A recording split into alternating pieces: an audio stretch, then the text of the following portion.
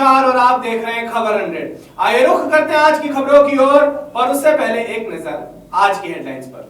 आधार card नहीं होने से दर दर भटक रहे हितग्राही। एक्टर सुशांत सिंह राजपूत केस में नया एंगल। सावे रोड पर पकड़ाए रुपयों पर बयानों का दौर जारी। पीएम आवास की दूसरी किश्त नहीं मिलने से हितग्राही परेशान। राजगढ़ के छापीहेड़ा नगर में प्रधानमंत्री शहरी आवास योजना के तहत 430 परिवारों के आवास स्वीकृत किए गए थे। आवास स्वीकृत होने के बाद इसकी पहली किश्त भी आ चुकी है। इस वजह से लोगों ने अपने कच्चे मकान तोड़कर पक्के मकान बनाने की शुरुआत कर दी और ये लोग किराए के मकान में रहने लगे। अब ये लोग दूसरी किश्त के रुपयों के लिए नगर पालिका कार्यालय के चक्कर लगा रहे हैं। इन लोगों का कहना है कि काम बंद होने के कारण मकानों का किराया देने तक के रुपये उनके पास नहीं है, लेकिन कई बार जिम्मेदारों तक आवास पहुंचाने के बाद भी अभी तक इनकी शिकायत के लिए कोई कदम नहीं उठाया गया है। ये लोग परेशान हो रहे हैं, क्या है सर? इसमें सेकंड डीपीआर में हमारे द्वारा 500 हितग्राहियों की डीपीआर तैयार की गई थी, जिसमें 430 हितग्राहियों का अपन ने पैसा डाल चुके हैं।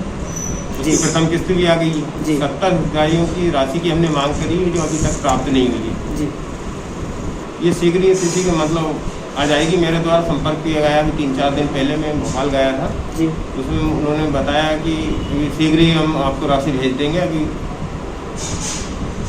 निर्वाचन का काम, कुछ जिलों में निर्वाचन आचार संहिता प्रभावशील होने के कारण कुछ दिल्ली से फंड उपलब्ध न होने से अभी राशि नहीं आई। तो सर लगभग कब तक हो सकता है? इसका बताना असंभव है। एग्जैक्ट कह नहीं सकते कब आए। 1 हफ्ते में भी आ सकती है, 15 दिन में भी आ सकती है राशि, 1 माह में भी आ सकती है। सांवेर विधानसभा क्षेत्र में उपचुनाव की तारीख जैसे जैसे करीब आ रही है, वैसे वैसे प्रत्याशियों का जनसंपर्क भी तेज होता दिख रहा है। इसी क्रम में भाजपा प्रत्याशी तुलसीराम सिलावट बुधवार को कई इलाकों में जनसंपर्क करते दिखाई दिए। बुधवार को तुलसी सिलावट ने अनेक गांवों में पहुंचकर आशीर्वाद लिया ग्रामीणों से अपनी जीत का, लेकिन सांवेर क्षेत्र को भी कांटे की टक्कर माना जा रहा है। कई चीजें ऐसी भी हुई है जो तुलसीराम सिलावट पर उल्टी साबित हुई है। अब देखना यह है कि जनता उपचुनाव में किसे अपना भरोसा देती है। कांग्रेस मीडिया विभाग के उपाध्यक्ष भूपेंद्र गुप्ता ने बढ़े हुए बिजली के बिलों को लेकर पत्रकार वार्ता की है, जिसमें उन्होंने कहा कि सरकार जनता को मदद के नाम पर धोखा दे रही है। भूपेंद्र गुप्ता ने कहा कि सरकार ने भ्रष्टाचार के लिए कई फर्जी बिजली कंपनियां बनाई हैं, जो कि जमकर घोटाला कर रही है। उन्होंने बताया कि फरवरी तक 140 यूनिट के आधार पर बिजली बिल आता था, वहीं मार्च में एकदम से 2000 यूनिट का बिल देकर कंपनियां खेल खेल रही है। मध्य प्रदेश के मुख्यमंत्री शिवराज सिंह चौहान पर निशाना साधते हुए उन्होंने कहा कि मामा मदद के नाम पर जनता को टोपी पहना रहे हैं। इसके साथ ही उन्होंने लोगों को हिदायत दी है कि बिजली विभाग के पास शिकायत करने के साथ साथ रेगुलेटरी कमीशन में भी शिकायत करें, क्योंकि चोरी की शिकायत चोर यानी बिजली विभाग से करने से कुछ नहीं होगा। आज मध्य प्रदेश के करीब 1.5 करोड़ बिजली उपभोक्ता बिजली के बढ़े हुए बिलों से परेशान हैं। लोगों के हजारों लाखों रुपए में बिल आ रहे हैं। कई बार ये समझा जाता है और जिस तरह से संभल की बातें की जाती हैं, जनता को ये समझाने की कोशिश की जाती है कि बिजली के बिल जो ज़्यादा आ रहे हैं इन्हें हम कम कर देंगे। आज हम आपके सामने ये बताना चाहते हैं कि साजिशन जनता के साथ धोखा करने की बदनीयत के कारण ये बिल झूठे बनाए जा रहे हैं और इन झूठे बिलों के आधार पर आपके ऊपर इतना बड़ा बोझा डाला जा रहा है कि कल को अगर सरकार ये घोषणा भी कर दे कि हम आपका बिल आधा कर देंगे, तब भी आपसे 50 से 100 गुना बिजली का बिल वसूला जाएगा। ऐसे में कई बिलों का आपके सामने, मेरे पास सैकड़ों बिल हैं। जो उपचुनाव का एक क्षेत्र है मुरैना का अंबा के कुछ गांव से हमने इनको एकत्रित किया है, सैकड़ों बिल हैं। इन बिलों को किस तरह से मध्य प्रदेश की वितरण कंपनियां जनता को लूटने की नीयत से बना रही हैं और जनता के ऊपर किस तरह से दबाव बना रही हैं, ये जानकर आपको हैरानी हो जाएगी। और इन बिलों को सबसे पहले मैं थोड़े से बिलों की आपको जानकारी इस माध्यम से देना चाहूँगा, थोड़ा इलाज करें। आप ये देखें, ये एक बिल है, इसमें आप देखेंगे कि जो वाचन है, आखिरी जो वाचन है 140 यूनिट है और पूरे गांव का। आप दूसरा बिल दिखाएं जरा। मध्य प्रदेश में चुनाव के चलते आए दिन नेताओं के पुतले जलने की खबरें सामने आ रही हैं। इसी तरह की एक खबर सामने आ रही है जहां सपाक्स पार्टी ने कांग्रेस कार्यालय के सामने फूल सिंह बरैया का पुतला जलाया और कांग्रेस पार्टी और फूल सिंह बरैया के विरोध में जमकर नारेबाजी भी की। आपको बता दें कि फूल सिंह बरैया ने चुनाव प्रचार के दौरान नारी के लिए अशब्द कहे थे। यह प्रदर्शन उसी को लेकर किया गया था। सपाक्स पार्टी ने सोनिया गांधी से फूल सिंह बरैया को कांग्रेस पार्टी से बर्खास्त करने की मांग भी की है। साथ ही फूल सिंह बरैया के माफी न मांगने पर सपाक्स पार्टी ने उग्र आंदोलन की चेतावनी दी है। अब देखना यह है कि कांग्रेस पार्टी की इस पर क्या प्रतिक्रिया होती है। जाति के सम्मान में आप शब्द कहे हैं और पूरे देश में इस व्यापक आंदोलन को हम बढ़ाने की कोशिश कर रहे हैं। अगर फूल सिंह बरैया माफी नहीं मांगते हैं, अगर कांग्रेस पार्टी उन्हें निष्कासित नहीं करती है, तो इस पर उग्र आंदोलन भी हो सकते हैं। हम चेतावनी देते हैं इस चीज के कि अगर नारियों के सम्मान के लिए कोई भी बात किसी के द्वारा कही जाती है तो उसके विरोध में हम व्यापक कदम उठाएंगे और सपाक्स अपने कदम पीछे नहीं लेगी। मध्य प्रदेश में चुनाव के चलते आचार संहिता लागू की गई है। ऐसे में नेता इसका साफ उल्लंघन करते हुए दिखाई दे रहे हैं। जिला शहर कांग्रेस कमेटी के आह्वान पर सभी कांग्रेसियों ने एकत्रित होकर जिला प्रशासन के भेदभावपूर्ण रवैये के खिलाफ विरोध दर्ज करवाया। बताया गया कि विगत 3 अक्टूबर को हाटपिपलिया में कमलनाथ की सभा रखी गई थी। उसमें प्रशासन ने हाटपिपलिया ब्लॉक कांग्रेस अध्यक्ष छगनलाल मिस्त्री के ऊपर मुकदमा दर्ज किया है। कांग्रेस कि भाजपा के भी इसी तरह के आयोजन होने पर कोई कार्यवाही नहीं की जाती है। हमारा विरोध है कि प्रशासन कांग्रेस नेताओं के साथ शिवराज सरकार के दबाव में इस तरह का भेदभाव कर रहा है।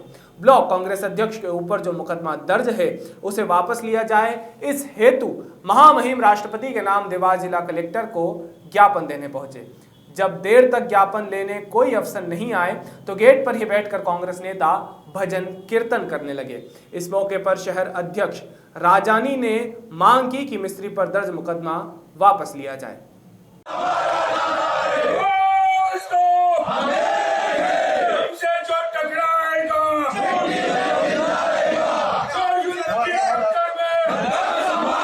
शासन द्वारा हाटपिपलिया उपचुनाव को देखते हुए लगातार कांग्रेस के कार्यकर्ताओं को प्रताड़ित किया जा रहा है। उनके खिलाफ झूठी एफआईआर दर्ज की जा रही है। माननीय कमलनाथ जी पधारे थे हाटपिपलिया में, उस कार्यक्रम के लिए भी एफआईआर दर्ज कर दी गई। मैं पूछना चाहता हूं आज पत्रकार साथियों के माध्यम से, क्या इसके पहले माननीय शिवराज सिंह जी की सभा नहीं हुई? क्या इससे पहले माननीय सिंधिया जी की सभा नहीं हुई? या और माननीय अतिथिगण जो भारतीय जनता पार्टी के अन्य पार्टी के नेताओं की सभा नहीं हुई? 188 का जो मुकदमा लगाया गया वो कोविड को देखते हुए लगाया गया है। कोविड-19 क्या पहले नहीं था? सारी प्रशासनिक तंत्र यह चुनाव आयोग के निर्देशन पे काम नहीं कर रहा है, माननीय शिवराज सिंह जी के कहने पे काम कर रहा है। हमारा अनुरोध है, आज चीफ इलेक्शन ऑफिसर दिल्ली को हमने चिट्ठी ज्ञापन दिया है, यहाँ पर अभी मेल भी कर रहे हैं हम लोग कि निष्पक्ष चुनाव कराए जाएँ। अगर कोई कानून का उल्लंघन एक पक्ष करता है उसके खिलाफ भी कार्रवाई हो, दूसरा पक्ष करता है तो उसके खिलाफ भी कार्रवाई होना चाहिए। चुनाव निष्पक्ष तभी हो पाएंगे जब आप सबको एक समान देखेंगे, आंखें आपकी समान दृष्टि से काम करेगी। यहाँ तो भेदभाव रखा जाता है, क्या भाजपा क्या कांग्रेस। मैं पूछना चाहता हूँ आपसे, क्या भारतीय जनता पार्टी कोई कानून नहीं तोड़ा? कितनी बार एफआईआर दर्ज हो गई? केवल कांग्रेस में एफआईआर की जा रही है। जिला प्रशासन के अधिकारियों को सचेत करना चाहता हूँ, याद रखें समय बदलते देरी लगती है। इस तरह के रवैये से आपकी विश्वसनीयता कम होती है। आपकी जिम्मेदारी है कि निष्पक्ष चुनाव होना चाहिए। और आज देवास के अंदर जो घटना घटित हुई, हमें जो अंदर कलेक्टर ऑफिस के सामने जाकर धरना देना पड़ा, निश्चित रूप से शोभनीय है। हम जैसे कार्यकर्ता जो अनुशासित हैं, 15 से 20 मिनट हो गए, बार बार अनुरोध करने के बाद भी हमने कभी नहीं कहा कि कलेक्टर साहब ही आके ज्ञापन लें, हमने कभी नहीं कहा कि एडीएम साहब ही आए, हमने कभी नहीं कहा एसडीएम साहब आए। हमने कहा जो भी तहसीलदार नायब तहसीलदार हो आप उनको बुला लीजिए, कोई आने को तैयार नहीं। तो प्रजातंत्र में मजबूरियों से क्या करेगा कार्यकर्ता? पार्टी का नेता क्या करेगा? कार्यकर्ता पार्टी का क्या करेगा? यही करेगा। हमने आज भजन गाए, गांधी जी के भजन में आज भी उतनी ताकत है जितनी स्वतंत्रता के समय ये भजन गाया गया था तो स्वतंत्रता मिली। हमने भजन गाया, भजन गाते ही सब अधिकारी आ गए। चमत्कारिक तो है, गांधी जी बापू। इंदौर के अरविंदो हॉस्पिटल के पास से पुलिस ने 50 लाख से ज्यादा नगद राशि जब्त की है। इसी के चलते राजनीति काफी गरमाई हुई है। इसी कड़ी में जेपी मूलचंदानी ने बयान जारी किया है। आइए आपको भी सुनाते हैं कि जेपी मूलचंदानी ने क्या कहा। पुलिस प्रशासन द्वारा जो नगद राशि सुबह पकड़ी गई है उस पर बिना देर करे, बिना सोचे समझे कांग्रेसी लोगों ने, चाहे वो प्रेमचंद गुड्डू जी हो, इनके जिला अध्यक्ष हो, उन्होंने तुरंत भारतीय जनता पार्टी पर आरोप मढ़ते हुए बयान जारी करा। उसके बाद भारतीय जनता पार्टी ने अपनी ओर से जनता को और इनको सच्चाई बताने के लिए अपने वक्तव्य और अपना बयान जारी करा। हमारे श्रीमान कांग्रेस के प्रवक्ता जी, हमारा काम क्लीन चिट देना नहीं है। प्रशासन पूरी बात की जांच करता है, निष्पक्ष जांच करता है। उसके बाद प्रशासन का काम है हर चीज़ में क्लीन चिट देना। अधिकारियों पे दबाव बनाने का काम कांग्रेस की सरकार में होता था। भारतीय जनता पार्टी की सरकार में निष्पक्ष जांच होती है और अगर कोई दोषी है तो उस पर कार्रवाई होती है। पिछले 6 महीने में आपने देखा होगा। एक्टर सुशांत सिंह के लिए कैंपेन चलाने वाली युवती की शिकायत पर साइबर सेल ने फेसबुक मुख्यालय को पत्र लिखकर मांग की है। युवती के फेसबुक अकाउंट है और उससे जुड़ी जानकारी साइबर सेल ने मांगी है। सुशांत सिंह राजपूत की मौत के बाद बॉलीवुड में कई तरह के आरोपों का सामना करना पड़ रहा है। ऐसे में इंदौर के एरोडम क्षेत्र में रहने वाली युवती ने 1 अक्टूबर को साइबर सेल में आवेदन देकर एक अन्य युवती के खिलाफ उसे फेसबुक पर धमकी देने और उसका फेसबुक अकाउंट हैक करने की शिकायत दर्ज की है, जिस पर साइबर पुलिस ने फेसबुक मुख्यालय को खत लिखकर युवती के फेसबुक अकाउंट की जानकारी मांगी है। देखिए, दिनांक 1 अक्टूबर को एरोड्रम क्षेत्र की रहने वाली एक युवती द्वारा राज्य साइबर सेल के इंदौर जोनल ऑफिस में शिकायत दर्ज कराई गई है कि फेसबुक पर वो एक कैंपेन चला रही थी एक्टर सुशांत सिंह राजपूत की मृत्यु के पश्चात। उन्होंने आवेदन में ये भी उल्लेख किया है कि सुशांत सिंह राजपूत उनके मित्र थे और उसी कैंपेन के दौरान उनकी ऑनलाइन परिचय उनका हुआ एक देवलीना चक्रवर्ती नामक युवती से, जिसका कि खुद का भी एक अकाउंट था, फेसबुक अकाउंट था। और फिर बाद में किसी कारणवश इन्होंने उसको युवती को ब्लॉक कर दिया और उसके पश्चात इनके अकाउंट में हैकिंग, अनऑथराइज्ड एक्सेस, कुछ अनर्गल बातें लिखना, इस तरह की गतिविधि हुई हैं। तो उनको शक है कि उनका अकाउंट जो है उस युवती या उसके साथियों द्वारा हैक किया गया है। राजगढ़ जिले के छापीहेड़ा में इन दिनों आधार कार्ड बनाने के लिए हितग्राही दर की ठोकर खा रहे हैं।